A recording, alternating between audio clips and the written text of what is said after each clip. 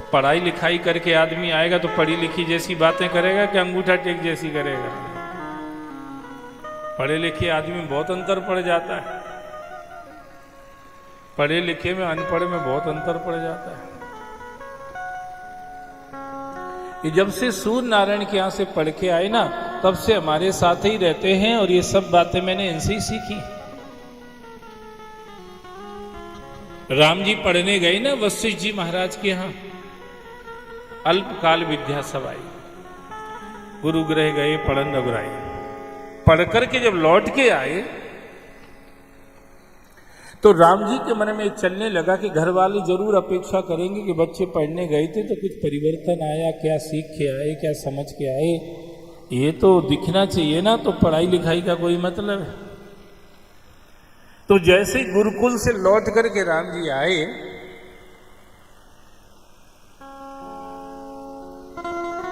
तब गुरुकुलों में सब वर्ण के बच्चे पढ़ते थे, अब सबको बंद कर दिया गया है।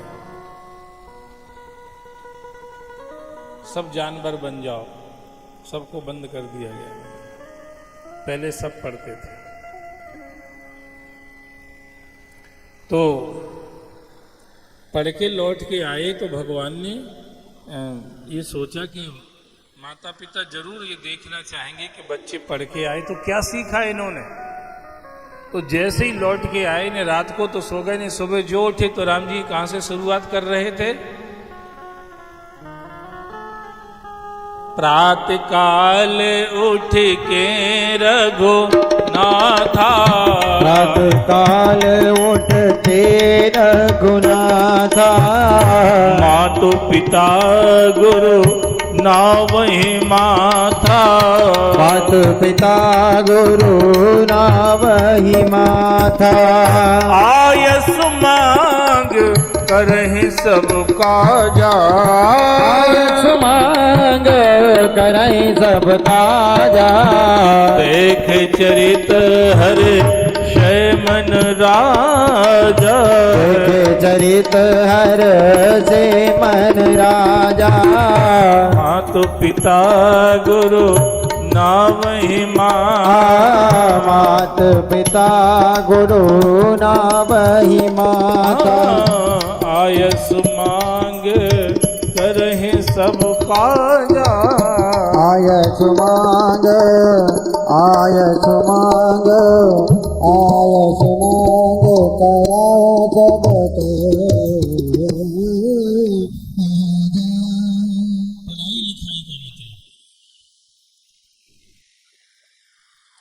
पढ़ने गए, लौट करके आए, सुबह उठते हैं सबसे पहले मैया को प्रणाम करते हैं, पिताजी को प्रणाम करते हैं, गुरुदेव को प्रणाम करते हैं, और उसके बाद क्या करते हैं? हाथ जोड़ के खड़े हो जाते हैं। पिताजी मेरे लिए कुछ आज्ञा हो तो बताओ क्या करूं। दशरथ जो जो कहते हैं करने के लिए, राम जी हूबहू सब वैसा ही करते हैं। ऐसा कर करके राम जी ने अपने पिताजी का दिल जीत लिया महाराज। जैसा पिताजी कहते हैं वैसा ही राम जी करते हैं। आयस मांग करहि पुर काजा, पूरे अयोध्या के कार्य क्या करना है हमें, हमारा काम क्या करना हमको, दशरथ जी का जैसा ऑर्डर मिलता है राम जी प्रसन्न चित्त होकर के वैसा ही करते हैं। अपने होनहार बालक को देख करके दशरथ जी का मन फूला नहीं समाता है। कल मैं देख रहा था एक वीडियो में, दीदी मां रितंबरा जी को पद्म विभूषण सम्मान मिला भारत सरकार से।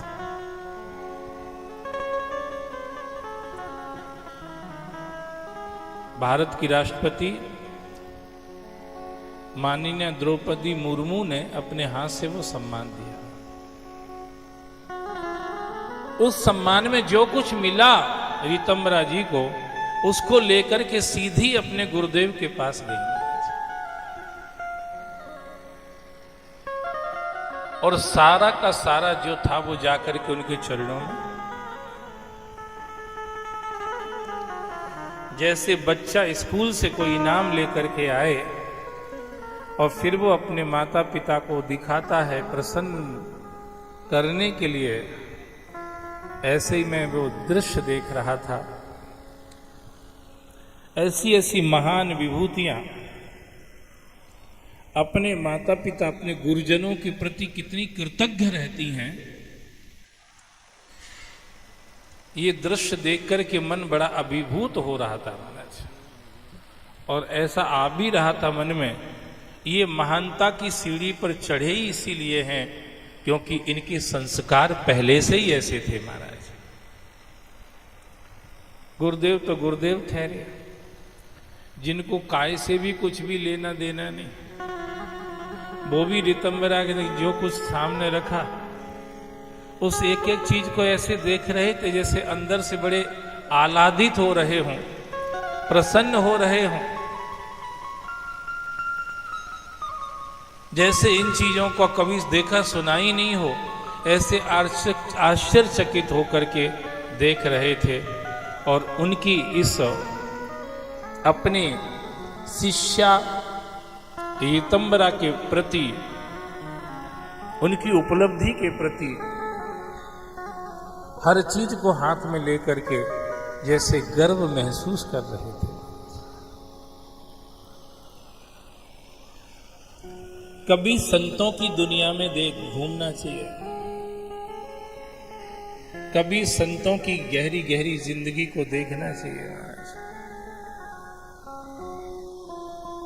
जिन खोजा तिन पाइया गहरे पानी पैठ, मैं पगली ऐसी भई रही किनारे बैठ।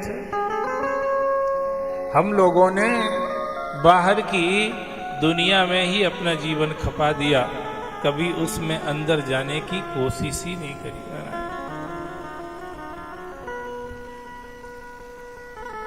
जिन खोजा तिन पाइया गहरे पानी पैठ, जो अंदर चले गए हैं वही लेकर के निकले हैं महाराज। जो बाहर बाहर घूमते रहे वो घूमते ही रहे हैं और कछु कछु तो उनमें झूमते रहे हैं, बाकी कुछ नहीं है।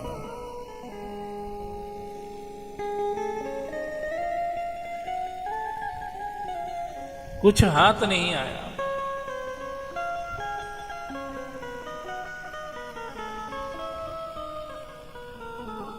तो दिखाते हैं कि हम पढ़ के आए तो हमने क्या सीखा है। सुग्रीव जी ने हनुमान जी से बहुत कुछ सीखा है।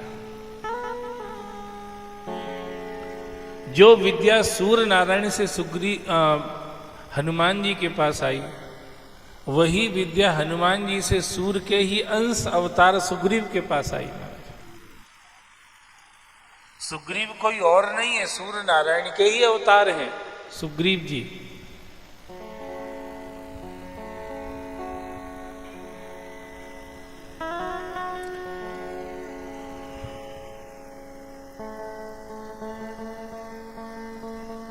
ये संसार है, इसमें कब कौन किसका गुरु हो जाता है, कब कौन किसका शिष्य हो जाता है, कुछ भी नहीं कहा जा सकता। जो सूर्य नारायण हनुमान जी के गुरु हैं, उन्हीं सूर्य नारायण के अवतार सुग्रीव के गुरु श्री हनुमान जी महाराज।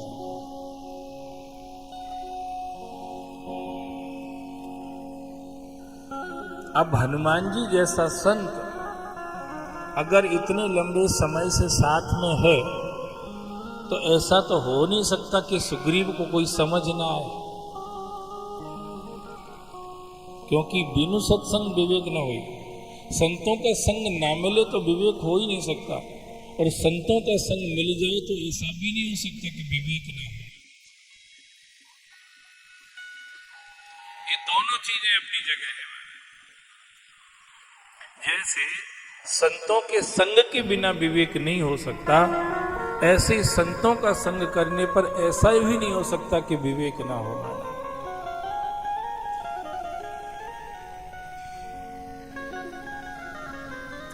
सुग्रीव जी ने श्री हनुमान जी महाराज से सब पहले ही पढ़ लिख लिया था, इसलिए वो तो मौका देख ही रहे थे। जैसे ही राम जी आए हैं तो सुग्रीव जी ने यहीं से स्टार्ट की बात अपनी माना, अपनी बात ही यहीं से शुरू करते हैं। पहले अपने आप को सिक्योर कर लेना चाहते, सुरक्षित कर लेना चाहते हैं। वो जानते हैं जीवन की सुरक्षा भजन में है, भजन से है। भजन के बिना जीवन अनाथ है। भजन के बिना जीव जगह जगह मारा मारा फिरता है, तरह तरह से परेशान रहता है। और जिसके जीवन में भजन आ जाता है, भक्ति आ जाती है, उसको कहीं कुछ और भागने की, मारा मारी करने की, फिरने की जरूरत नहीं रहती। वो तो भगवान के भजन, सेवा, सिमरन, चिंतन, ध्यान में ही परम सुख का अनुभव करता है।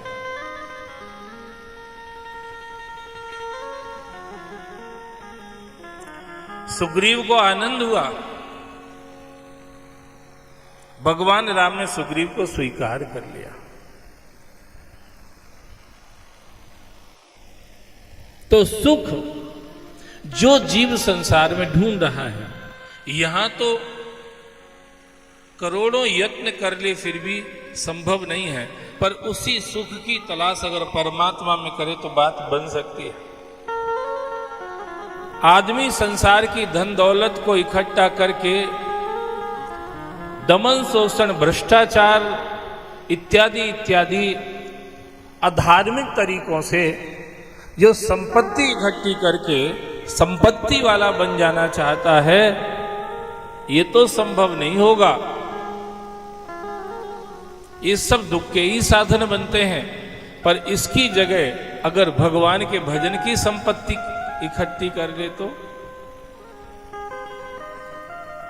सुग्रीव को सब पता था।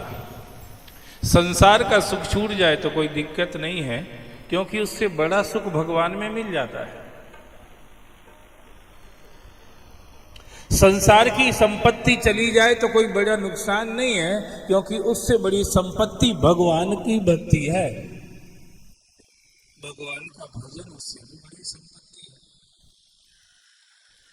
तो छोटी चीज जा रही और बड़ी मिल रही हो तो आदमी उसको एक्सेप्ट करता है, उसमें उसको कोई नुकसान नहीं, क्योंकि छोटी जा ही रही है तो ठीक है चलिए जान लो, पर उसके बदले में कोई बड़ी चीज मिल रही है। संसार का सुख छूट रहा है, छोटी चीज है। भगवान का सुख मिल रहा है, बड़ी चीज है। सांसारिक संपत्ति जा रही है, छोटी चीज है। भगवान के भजन की संपत्ति आ रही है, बड़ी चीज है।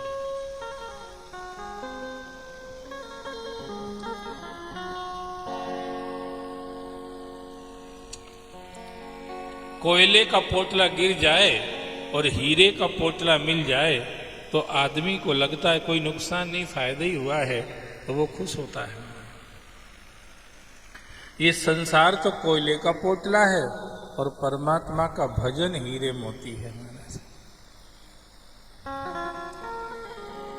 इसलिए वो कह रहे हैं संसार का सुख छोड़ने को तैयार हूं, संसार की संपत्ति छोड़ने को तैयार हूं। मीरा को 4 लाख असरफियां साल भर में ही मिल जाती थी अपने परिवार के द्वारा खर्चे पानी के लिए, पर 4 लाख सोने की असरफियों को मीरा जी 4 दिन में ही संतों की भोजन भंडारे सेवा में लगा के खत्म कर देती थी।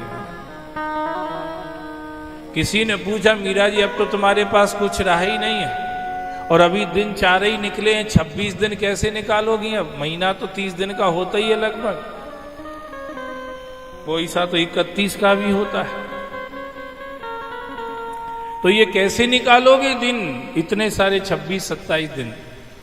मीरा कहती मेरे पास तो इससे बड़ी वाली पूंजी है, तो ये पूंजी अगर काम कर सकती तो वो पूंजी तो इससे ज्यादा ही काम करेगी। कौन सी पूंजी है? आयो जी मैंने राम रतन धन पायो,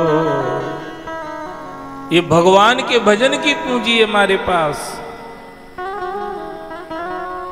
इसलिए कोई टेंशन नहीं है। तो संसार के सुख के बदले भगवत सुख मिल सकता है। नाशवान नश्वर संपत्ति के छूटने पर भगजन की शाश्वत संपत्ति मिल सकती है। ये बोध सुग्रीव को है, क्योंकि उनको हनुमान जी जैसे संत का सत्संग मिलता है। परिवार छोड़ के, परिवार में बहुत सारे रिश्ते जोड़ना पड़ते हैं।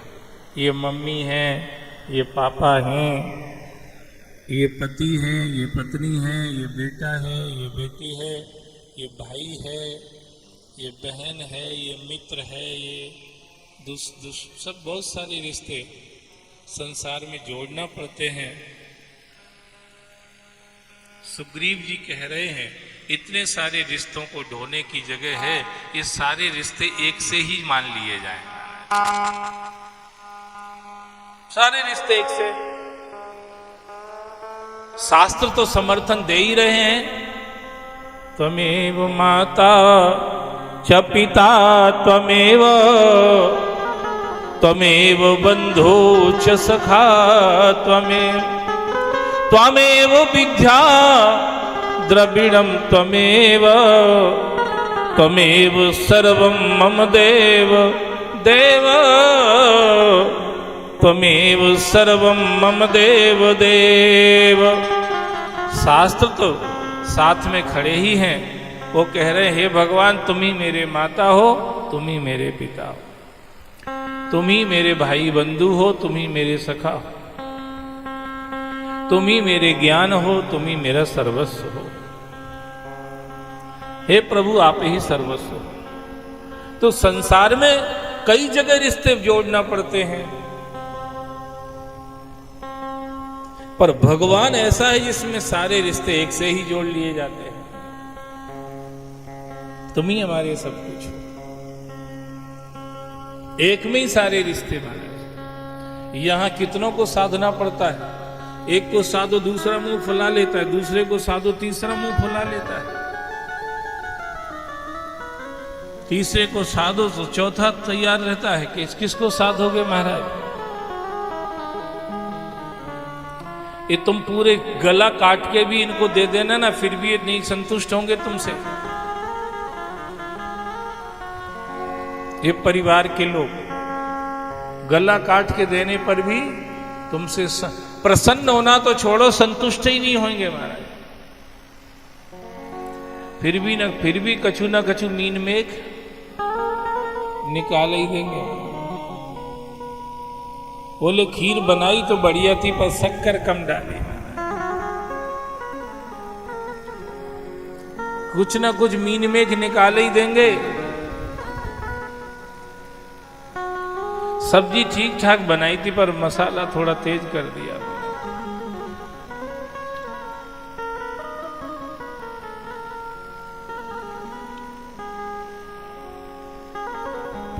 पूरी बनाई तो बढ़िया थी, पर थोड़ी कड़क कर दी।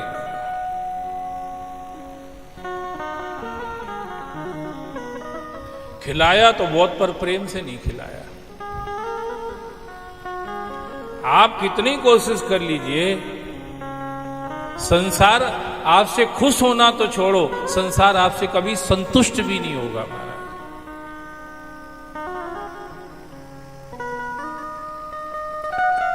इस बात को सुग्रीव समझ रहे थे, क्योंकि श्री हनुमान जी महाराज उनके साथ रहते हैं। वो नैष्टिक ब्रह्मचारी हैं। जैसा करो संग वैसा चढ़े रहे। ऐसे श्री हनुमान जी महाराज का सानिध्य सुग्रीव को प्राप्त था। इसलिए सुग्रीव के मन में भी ऐसा भाव आ रहा था कि मैं कहाँ परिवार के चक्कर में पड़ गया। इससे तो श्री हनुमान जी जैसी जिंदगी होती तो कितना बढ़िया रहता। किसी से लेना एक न देना, तो अपने आप में ही मस्त रहते हैं। कोई मतलब है इन दुनियादारी से, कोई अपने आप में ही मस्त रहते हैं।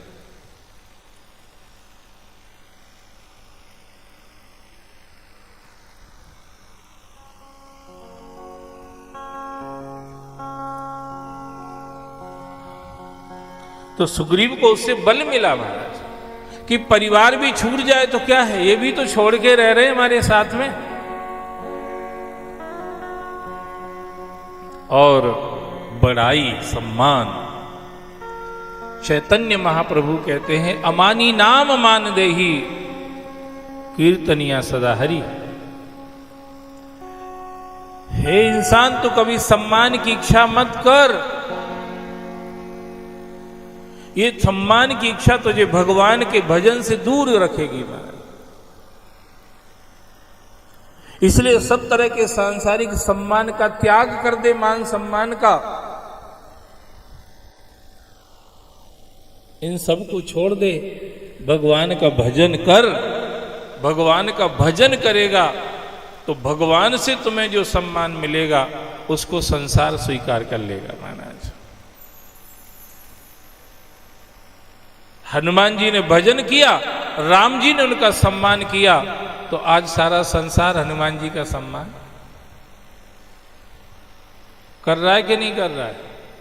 जहां भी चले जाओ, मंगलवार को हनुमान जी के मंदिर में, शनिवार को चले जाओ, सुंदरकांड में चले जाओ, सब जगह एक ही आवाज आती मिलेगी,